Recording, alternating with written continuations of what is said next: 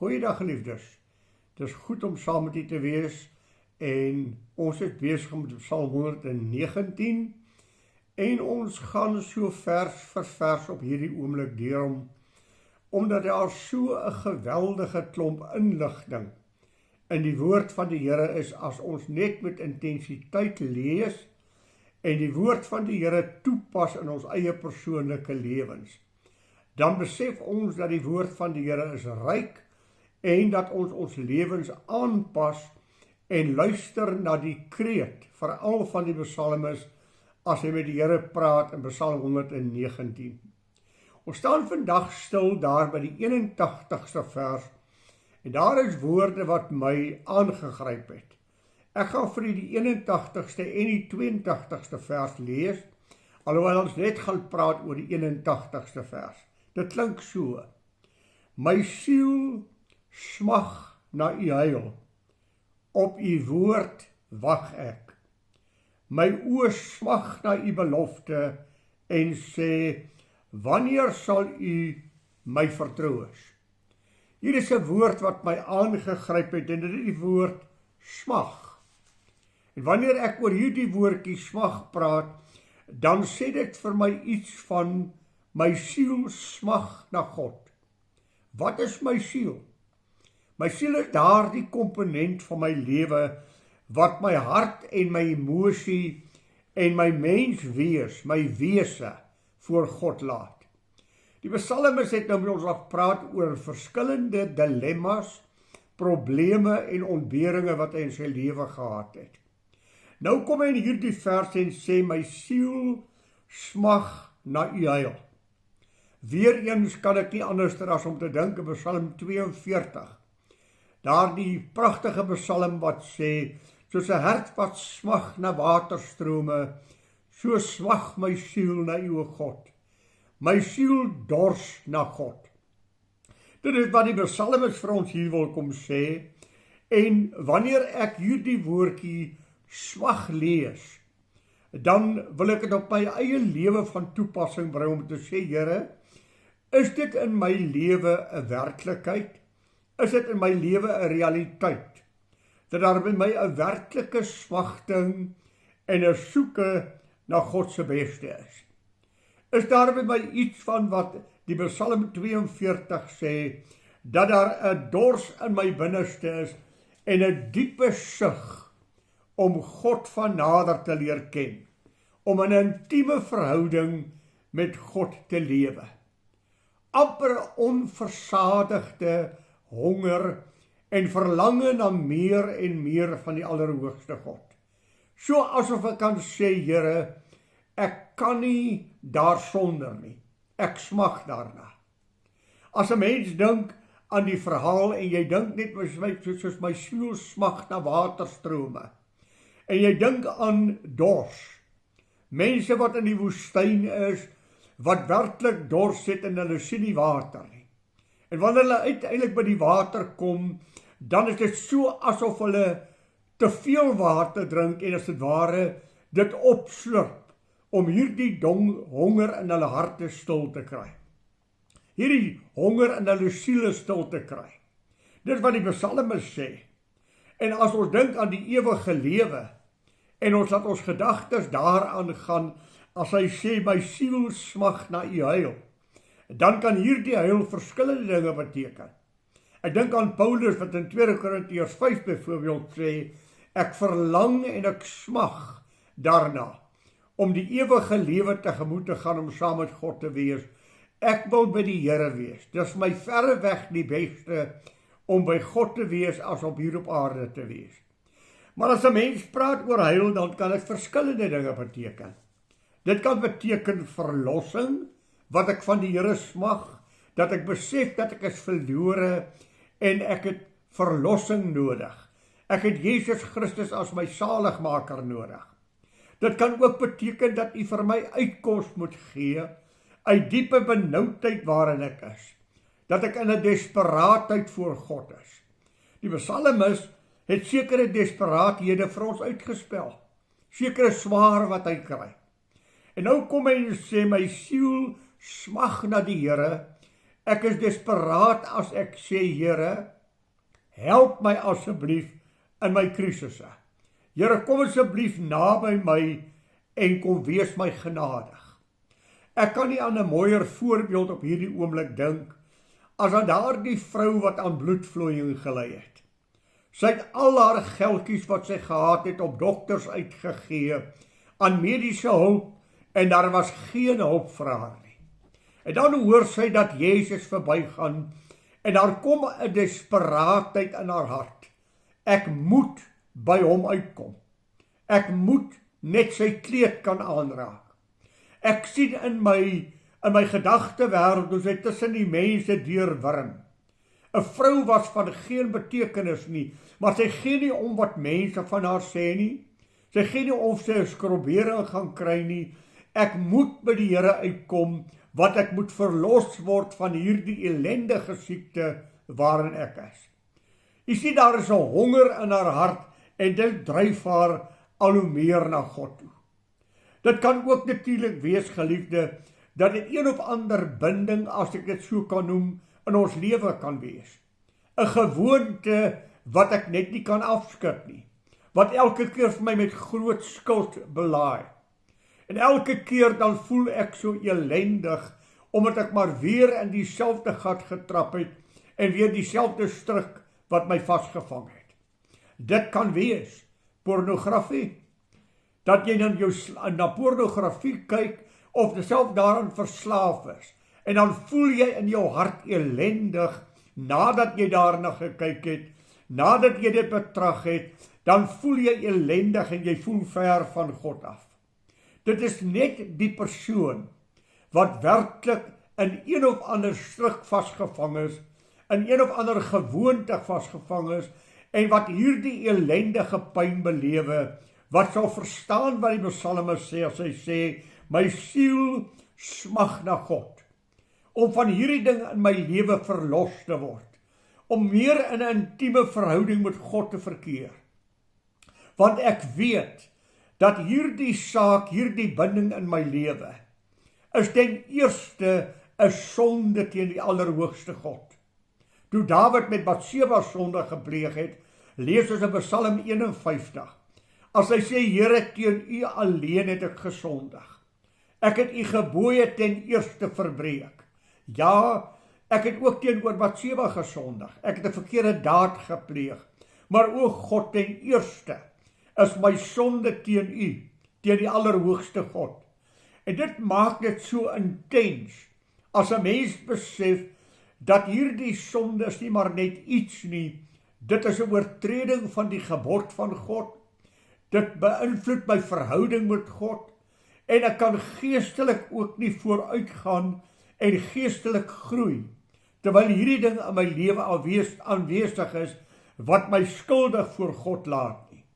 Geliefdes, daar is mense wat die Here werklik soek, en werklik soek om verlossing te kry, en elke keer met trane huil, oor die onreg in hulle hart, wat hulle neem hulle self voor om dit nie weer te doen nie. Hulle voel so elendig en skuldig, en dan val hulle maar weer. En dan is hierdie mens ook partykeer geneig daartoe, en ek het met hulle in my bediening ontmoet, wat nie eers meer na die Here toe wil gaan in gebed nie, wat nie eers meer vir die Here wil vra, Here vergewe my nie, want ek voel so skuldig voor God, so asof ek van God misbruik maak. My vrymoedigheid word my ontneem om te sê, hoeveel keer moet ek nog na die Here toe gaan, of om te sê, Here vergewe my, ek het alweer geval. Dit is net hierdie mens wat besef, wat beteken dit om te sê, my siel smag na God. Jy weet, daar is mense, ja Christene, van wie die Here ook praat en sê, ek is op hulle lippe, hulle eer my met lippetaal, maar hulle harte is ver van my. Dit is nie in die psalmis se geval so nie. Psalmis soek heil in sy eie lewe, my siel smag na God se heil. My binneste roep na die Here. Dis nie net lippetaal wat ek uiter nie, ek is skuldig voor die Here, en ek voel elendig om weer na die Here terug te kom. Ek kan my indink in 'n man soos Petrus, toe hy die Here Jesus Christus 3 maal verloon het. En 3 keer gesweer het en gesê het, ek ken hierdie man nie, ek het niks met hom te doen nie, ek het geen verhouding met hom nie. En die haan kraai, en ek kan my in daardie oomblik nie indink as Jesus Christus omdraai, en vir Petrus in die aangesig kyk nie. Ek kan my nie indink hoe voel hy nie. Hy vlug weg. Hy wil nie naby die disipeltjies kom nie, want hierdie gruwelike daad wat hy gepleeg het, hoe gaan hy met 'n onbeskaamde gesig voor hulle staan? Hy is diep beskaamd. En dan moet die Here uiteindelik 'n opdrag gee. En gaan sê vir Petrus, dat hy ook na Galilea moet gaan, ek gaan hom ook daar ontmoet. Gaan sê vir Petrus, die Here het gesê, hy moet daar wees. En ou Petrus kom maar op grond van die Here, wat vir hom geroep het om nader te kom. Ek kan ook dink aan Paulus, in Romeine 7, as hy praat oor die stryd in sy binneste, en hy sê hierdie woorde, die dinge wat ek wil doen, die kan ek nie doen nie. En die dinge wat ek nie wil doen nie, ek val so dikwels daarin. Die gees is gewillig, maar die vlees is swak. Ek elendige mens, wie sal my verlos van hierdie liggaam van die dood? Daar's kindertjies van die Here, wat met 'n soortgelyke saak in hulle lewe staan, is 'n stuk lood, 'n stuk staalbal wat hulle saam met hulle sleep. Elendig, wie sal my verlos? Ek roep tot God om vir my te kom help. Ag geliefde, ja, en ek wil ook vir u sê, ons moet in ons geestelike lewe ontdek, dat daar ook 'n uitspraak is wat die Hebreërs die 12de hoofstuk vir ons sê, daar in die 4de vers. Julle het nog nie ten bloede toe weerstand gebied in julle stryd teen die sonde nie. Dis ook 'n werklikheid in party kindertjies van die Here se lewe. Hulle het nog vrede gemaak met dinge in hulle lewe, wat hulle weet wat God haat. Die psalmis wil dit nie hê nie. Ek wil God se beste ken. Ek wil geestelik groei. Ek wil 'n intieme verhouding met die Here lewe. Daarom my siel smag na die Here. My siel smag na die heil van God.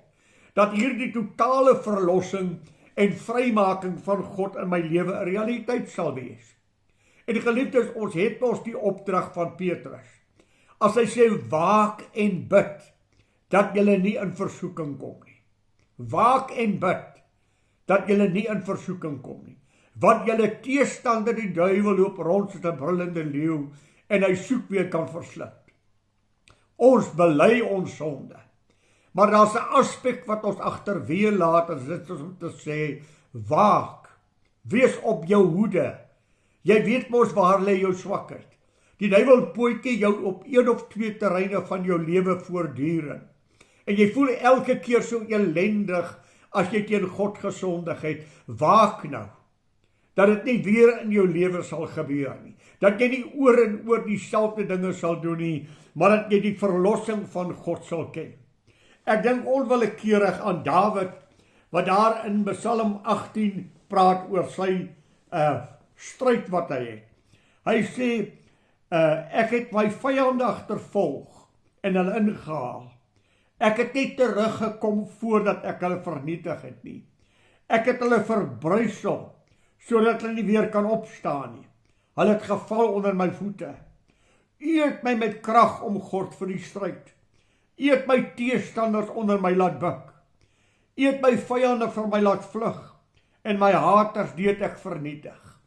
U sien, geliefde, Dawid het ook op 'n stadium gesê, ek elendige mens het tot die Here geroep. En hierdie psalmes gaan oor Saul wat sy lewe soek. Dawid het aan die begin van die Here gesê, Here, ek het geroep tot u, u moet my help. Maar toe Dawid by sy vyande kom, toe sê ek het my vyande agtervolg. Ek het nie teruggekom voor ek hulle vernietig het nie. Ek het hulle verbruisel, ek het hulle plat getrap. Daar moet ook by u en my 'n intensie wees om te sê, Here, ek wil nie elke keer net sê ek is jammer nie. Ek wil verlos word van dinge. Ek wil vrykom van dinge wat my bind. My siel smag na u heil. Dit wat Moses gedoen het, toe hy daar van die berg afkom en hy sien daar die goue kalf wat hulle gemaak het Moses as dit ware in woede op daardie kalf neergeslaan. Hy het hom verbruisel, hy het hom tot stof geslaan en hy het hom totaal vernietig, want hoe kan julle 'n afgod maak en sê dit is jou God wat jou uit Egipte land uitgelei het? Hy het hom fyn geslaan dat daar van hom niks oorbly nie. Dit is die verhouding wat ek en u moet hê. Wanneer hy praat oor smag, dan wil ek vir u sê, dan moet daar by u en my ook 'n intensie wees om te sê, ek moet wegbreek van. Ek moet oplet waar ek loop. Ek sê baie keer vir die mense, 'n illustrasie van ek het 'n toukie hier in die kerk tussen twee banke gespan. En dit is aand en ek vra vir een van die jong mense, wil jy nie asseblief met my Bybel vir jou op die kansel gaan haal nie? Hy gaan in die kerk in, hy sien nie die tou nie en hy slaan neer op die grond. Die volgende dag sê ek vir hom weer, ag ek het weer my Bybel op die kansel vergeet en hy slaan weer oor die tou neer. Wat gaan hy die derde aand doen? Die derde aand gaan hy baie versigtig loop om te sê, hier's 'n tou, ek gaan nie weer val nie. Dit is net 'n donkie wat sy kop oor en oor op dieselfde ding stamp. Ek weet mos nou daar's 'n gevaar. En daarom moet ek waak daarteen. Reeds daar in Genesis 4 vers 7 het die Here vir Kain gesê voordat hy vir Abel vermoor. Kain, die sonde lê en loer vir jou en sy begeertes na jou, maar jy moet daaroor heers. Waak nou Kain, die sonde lê en loer vir jou en sy begeertes na jou, maar jy moet daaroor heers. Ek en u moet oplet as ek 'n smagting in my hart het om te sê, ek weet mos waar ek val. Ek weet mos waar my swakheid lê. En ek moet opstaan en ek moet vlug. Ek moet as 'n ware die gesindheid van Josef hê, toe daardie vrou hom probeer verlei. Toe sê hy, hoe kan ek teen God sondig? Hoe kan ek teen die genade van die Here oortree? Ek is so diep van God afhanklik vir my totale lewe, ek kan nie, maar net teen God sondig nie. Geliefdes, die Here Jesus het gesê, jy kan nie God en mammon dien nie. Jy sal 'n keuse moet maak. Die een gaan jy lief hê en die ander een gaan jy verag. Die een gaan jy aanhang en die ander een gaan jy 'n koue skouer gee. Jy kan nie, dat's 'n keuse. Onthou jy vir Elia, julle moet kies wie julle wil dien. As Baal dan God is, gaan dien hom met jou hele hart. Maar as God is, dan dien jy God en jy breek met Baal. En dit is in die hele geestelike lewe so. Ons moet voortdurend keuses maak aangaande ons verhouding met die Here. En dit is net as ek 'n smagting en 'n diepe verlange in my hart na God het, dat ek wegvlug, dat ek sonde sal haat, want ek het liefde vir God. Daarom, geliefdes, ek getrou in my huweliksmaat. Ek is lief vir haar met my hele hart.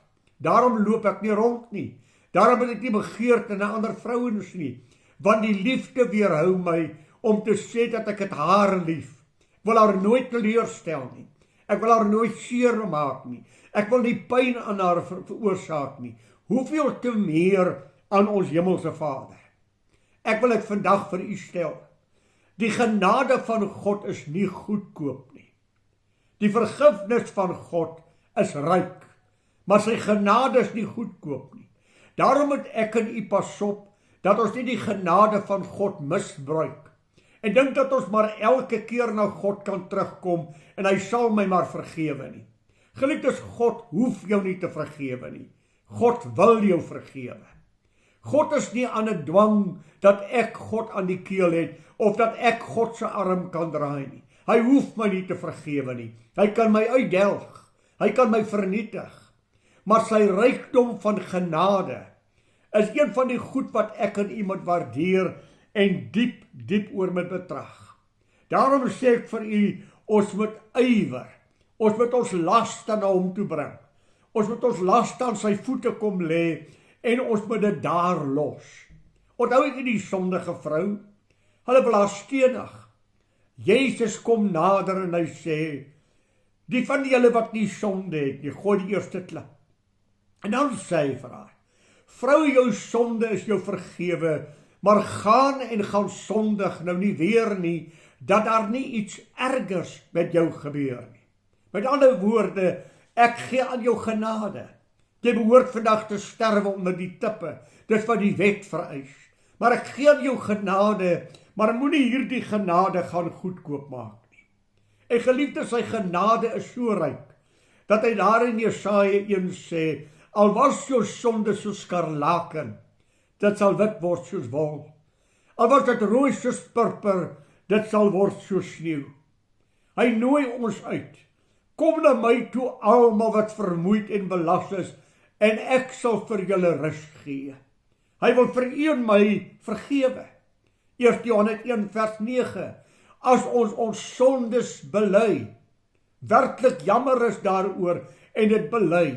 Hy is getrou en regverdig om ons die sonde te vergewe en ons van alle ongeregtigheid te reinig. Jesaja 30 vers 18. Met ongeduld wag God daarop om vir jou en my genadig te wees. Ag, u ken mos daai mooi gedeelte in Jeremia 29. Ek weet watter gedagtes ek aangaande julle koester. Gedagtes van vrede en nie van onheil nie, om aan julle 'n hoopvolle toekoms te gee. Dan sal julle heen gaan en tot my bid. En ek sal na julle luister, as julle julle sonde bely, as julle julle ongeregtigheid aan die lig bring, sal ek julle vergewe. Hy wat my soek met sy hele hart, sal my vind. U hoor dit, met my hele hart, met 'n smagting, my siel smag na God. Ek wil naby die Here wees, ek wil met die Here wandel.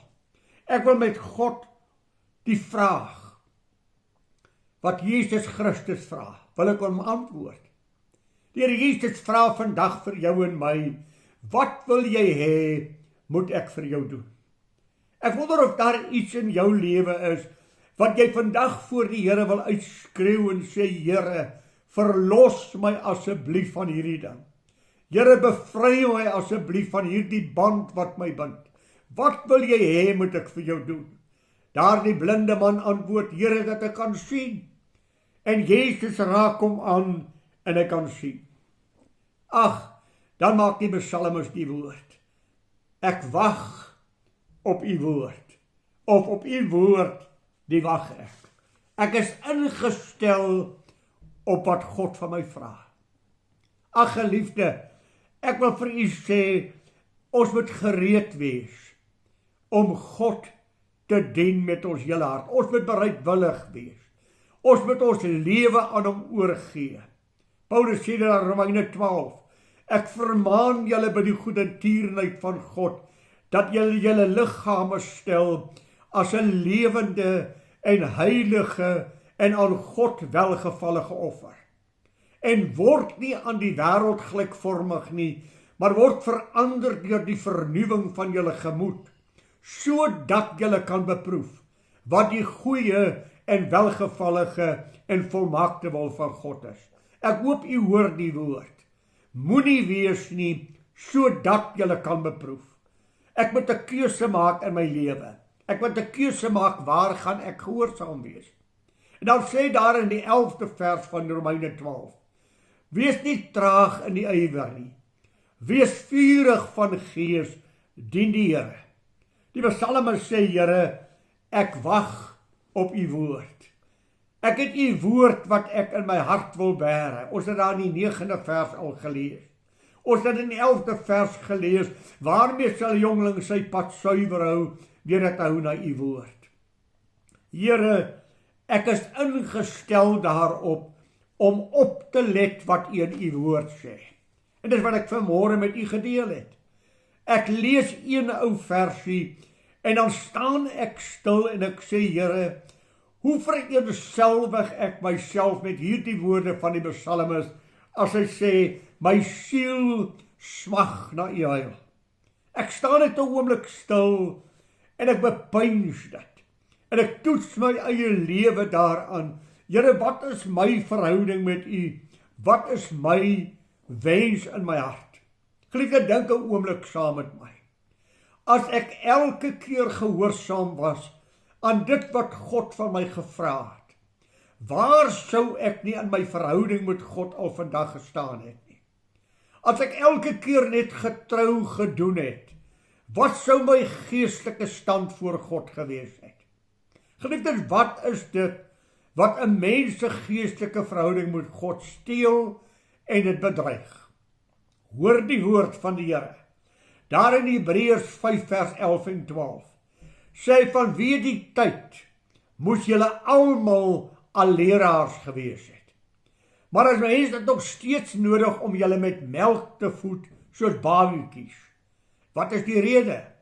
Julle het traag geword om te hoor wat God sê. Julle het die Bybel gelees, ja. Julle het gebid, ja. Maar het julle opgelet wat God sê? Elke keer as jy die Bybel oopmaak, hoor jy God se stem. Hoor jy dat God vir jou iets sê? Buig jy onder die gesag van God? Werp jy jou lewe voor hom om te sê, Here, maak dit ook in my lewe vir my 'n werklikheid. My siel smag na u heil. Ek wag op u woord. Ek let op u woord. U ken dit mos, ek het dit mos vir u laas gesê, geliefde. As 'n mens kyk daar na Jakobus, die eerste hoofstuk, en ek wil dit vir u weer lees, dan hoor u. Want as iemand 'n hoorder van die woord is en nie 'n dader nie, die is soos 'n man wat sy natuurlike gesig in 'n spieël sien. Want hy sien homself, hy gaan weg en hy vergeet dadelik hoe hy gelyk het. Ek het die Bybel gehoor, ek het die Bybel gelees, maar ek het nie op my lewe van toepassing gemaak nie. En so gou verdwyn dit maar net in die niet. Maar luister, maar hy wat diep insien in die verborgenhede van God en daarby bly, sal omdat hy nie 'n vergeetachtige hoorder is nie, maar 'n dader van die woord, gelukkig wees in alles wat hy doen. Hoor jy die twee kante? Die een hoor die woord van die Here, hy lees die woord van die Here, maar hy maak nie sy lewe vas aan die woord van die Here nie, en so gou vergeet hy wat God vir hom gesê het. Maar as ek die woord lees en ek bid daaroor, en ek vra Here, asseblief maak dit in my lewe 'n realiteit. Here, ek verlang om ook so 'n verhouding met U te hê. Ek het 'n dors in my siel, ek smag na God se beste. Ag Here, ontmoet my asseblief en verlos my van hierdie ding in my binneste. Dan is jy nie 'n vergeetachtige hoorder nie. Jy het die woord van God gehoor, jy het op jou knieë gegaan en met God daaroor gepraat, en dan kan ek jou maar enige tyd van die dag vra, kan jy onthou wat God vanmôre vir jou gesê het? En jy sal vir my kan sê, ja, want ek het daaroor gebid. Let net op wat het ons. Judas 24 sê, aan hom nou wat magtig is, om ons van elke struikeling te bewaar. Hebreërs 7 vers 25, daarom kan hy volkome vrymaak, die wat deur hom gaan. Johannes 8 vers 36, as die Seun jou dan vrygemaak het, sal jy waarlik vry wees. Geliefdes, God wil nie hê jy moet met bande sit wat jou bind nie. God wil jy met vryheid hê. Ag, dit is vir my so mooi as ek dit lees. Hy sê, ek sal vir julle vrede gee. Vrede nie soos die wêreld gee nie. God se vrede in jou hart, dat jy ten alle tye kan sê, sover ek weet, is daar niks tussen ek en God wat ek nie bely het en reggemaak het nie. Ek het 'n skoon hemel tussen ek en God.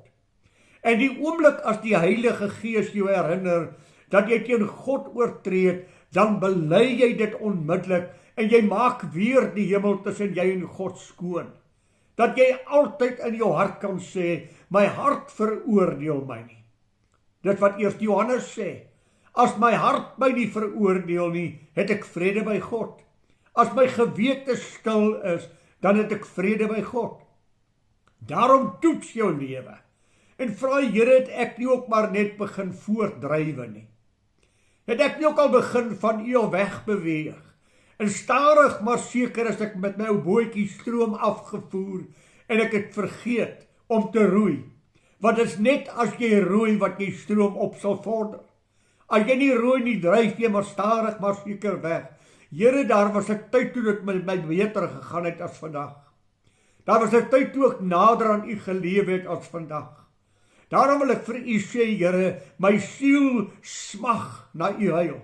Maak my vry, verlos my, Here, en bring my in 'n intieme verhouding met u. Ja, ons gaan beproewinge ken. En geliefdes, daar is dinge wat die Here in jou en my lewe ook partykeer toelaat, om vir ons naby hom te hou. Onthou u wat sê vir Paulus? As Paulus vir hom sê, Here, verwyder hierdie doring uit my vlees. En hierdie doring in sy vlees is mense wat vir hom 'n harde tyd gegee het. En daar was ook die aspek dat hy begin blind word het. En al wat die Here vir hom sê is, Paulus, my genade is vir jou genoeg. Ek sal vir jou sorg. Ek sal jou dra. Ja, en dan het Paulus se voet partykeer ook gegly. En het hy begin hoogmoedig word oor die wysheid en die kennis en die intellek wat hy het. En dan sê hy, die Here het die Satan toegelaat om my met die vuis in die gesig te slaan, dat ek my nie sal verhef nie. Dan bring God my maar weer terug na die plek om te besef, jy is niks. Jy is niemand nie. Alles wat jy het is genade. Dis wat Paulus daar sê in 1 Korintiërs 4 vers 7. Wat het jy wat jy ontvang het nie? En as jy ontvang het, waarom roem jy asof jy het nie ontvang het nie? Ag, ek wil vir u sê, en ek wil dit by u laat. Geliefdes, gaan maak jou hart voor die Here stil. Gaan praat met die Here en vra vir die Here, Here, is my verhouding met u werklik onbelemmerd skoon? Veroordeel my hart my nie oor iets wat daar tussen ek en God is nie. Sê my gewete vir my, ek is stil voor die Here. En al daardie ou kurkproppies wat dan boontoe spring, wat die Heilige Gees jou aan herinner, bely dit. Want hoor wat sê 1 Johannes, en dan sluit ek af. My kinders, ek skryf hierdie dinge aan julle, dat julle nie moet sondig nie. Maar as julle gesondig het, julle het 'n voorspraak by Jesus Christus die regverdige. En hy is 'n versoening vir ons sondes. En nie alleen vir ons nie, maar ook vir die van die hele wêreld. Almal wat hom soek, sal hom vind. Almal wat hom vra, sal hom vind. Daarom wil ek vir jou sê, staan net 'n oomblik by hierdie versie stil. My siel smag na u. My siel dors na u. En Here, u woord het ek in my hart gebere. Ek het u woord voor my oopgemaak en ek het geluister wat u sê. Ons ondersoek jou eie lewe voor die Here. Lewe in vrede met God. En kry die hoogsaligheid van die Here wat hy sy hand vir jou in pag het. Mag die Here vir u ryklik seën. Ons gaan volgende week weer met mekaar praat oor die woord smag, maar net in 'n ander konteks.